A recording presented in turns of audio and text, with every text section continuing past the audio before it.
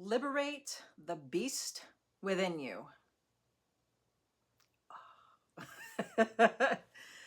There is a monstrous beast within you.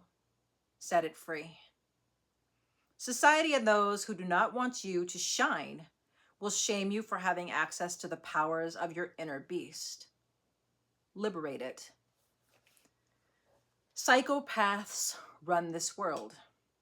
To deal with this, you must claim your ability to have the psychopath. What does this mean? Having the psychopath equates to being able to turn on that same coldness, dominance, force, and magic to face those who are psychopathic 24/7. They don't have an off button. Okay.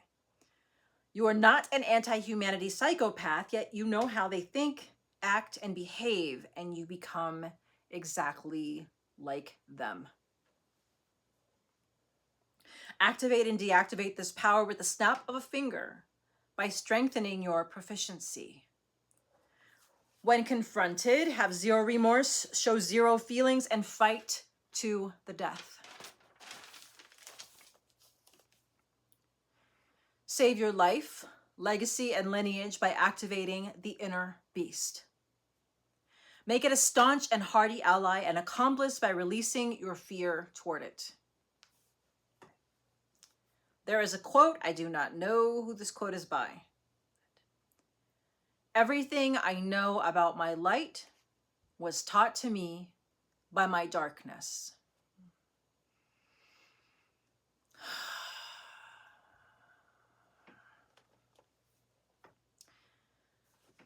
So we're talking about liberating the inner beast, and part of that liberation is to go through the Saturn initiation of Saturn boundaries and the Saturn current. We're talking about planet Saturn, okay, which is the day of Saturday. Now, Santam Muerte Holy Death had me put together a partial list. This is a very partial, very small list of what I have learned from Saturn. And we know, or maybe we don't know, not all of us know, but Santa Muerte, especially her black and gold, La Negra and Nina Dorada, and La Negra, especially her black aspect, is Saturnian. Saturnian.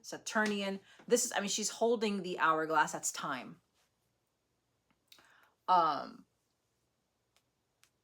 Yes, it's time. So let me read this list of some of the things that I have learned from Saturn. Saturn has taught me that I've gone through in my initiations and training, and let me tell you, this was a hard one. I bled, literally. Oh, I bled and suffered for this. Just want to put that out there. This is not like, I'm gonna book an online magic course and then now I'm in, yay, that's all I need to do. No. Not that I'm shitting on that. I'm just saying, this is not that. That's not how I received this. Just want to make that clear. I just want to make that real clear for anybody who might be kind of delusional or in fantasy land about the exchange, right? Because we don't, there was somebody that said, a YouTuber was saying in their planetary magic video on Saturn that the planets are transactional, right? And I just want to reiterate that I didn't just light a candle, a black candle, and some incense and some offerings to gain all of this wisdom and knowledge and skill set and talent.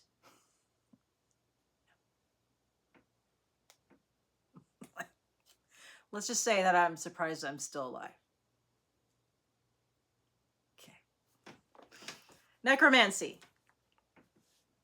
Protection magic, shadow work. Cloaking and reverse glamour magic. Boundaries. Vampiric magic, predatory alchemy. I've learned a lot about predators and how to spot those that mask themselves extremely well from the general public. Ooh, baby, let me tell you, they are really good. They are so good, you would never know. And you look at their Instagram and stuff, and you don't see that they're doing any kind of magic. They look homely, and behind the scenes, they're like remote viewing that ass, trying to do remote influencing on you. And they are highly trained and skilled and moneyed and lawyered up and terrifying. And they don't look like it. The cloaking is cloaking, baby. Timeline magic, including CERN and portals. Oof, that one is brutal. Discipline, binding, baneful magic, poison as medicinal alchemy. Okay, so Santissima would like me to talk about that. And the example that I have is the movie Man of Tai Chi with Keanu Reeves. So in this movie, the main character goes up against, fights all these different opponents, one after another, after another, after another, after another. And each opponent is stronger, and they get stronger and stronger and stronger and bigger and exceptionally skilled in specific areas. Now, why is this? Why have the Man of Tai Chi go up against a bunch of different opponents with various expertise and skills, right? And talents. Why? That is so that he uses muscles he's never used before, he is not used to using, right? And gains new skill set. Every time we go up against someone else, okay, we can peep game, we can learn game, right? Now, I have heard some Bokors and magicians, sorcerers and wizards talk about don't beef with someone magically, don't have spiritual magical warfare with someone who has more money than you do. Now, I get that, and I partially agree. While we do have to assess risk, right? And I've lost my ass before, right? Going up against some serious heavy hitters, okay? Really, really sustain some brutal damage. Chalk it up to the game, baby. I wouldn't have learned what I've learned and had all this knowledge without having fought them. There's no way. So I see what some magicians are saying, where you don't go up against those who have more assets, and their reasoning is spot on in terms of when we fight against really big heavy hitters. Yeah. And I've been up against corporations, I've been up against, I gotta be careful what I say, but you want me to say that? Governments, we'll just leave it at that.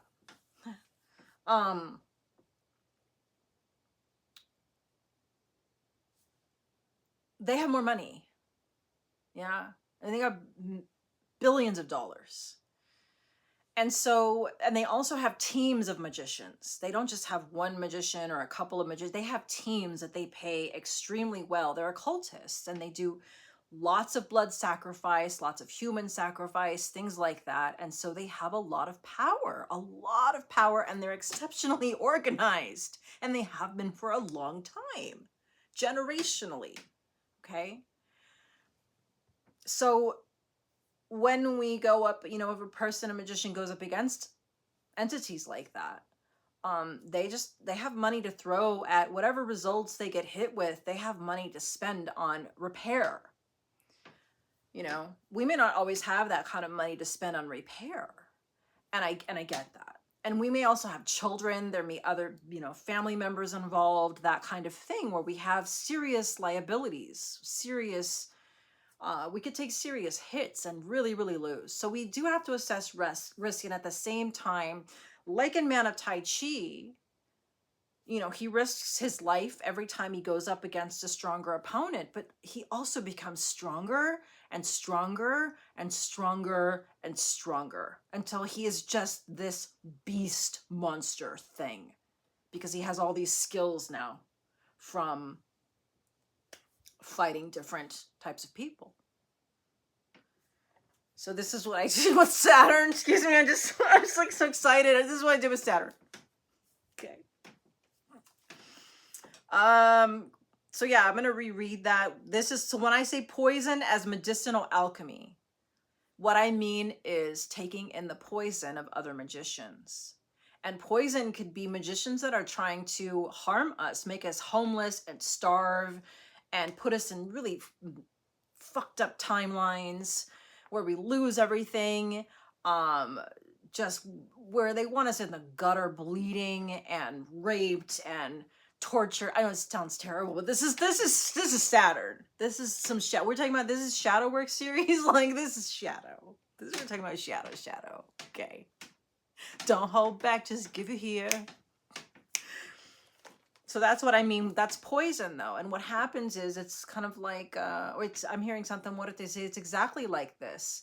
When we get sick, we take in those antibodies, and now we become immune to a lot of different illnesses. Our immune systems become stronger, right? And we know when sometimes new diseases are, new antibodies, bacteria is introduced to a culture of people that aren't used to that, they die off. But if we get used to the poison, then we start to become stronger and stronger, and it doesn't work anymore.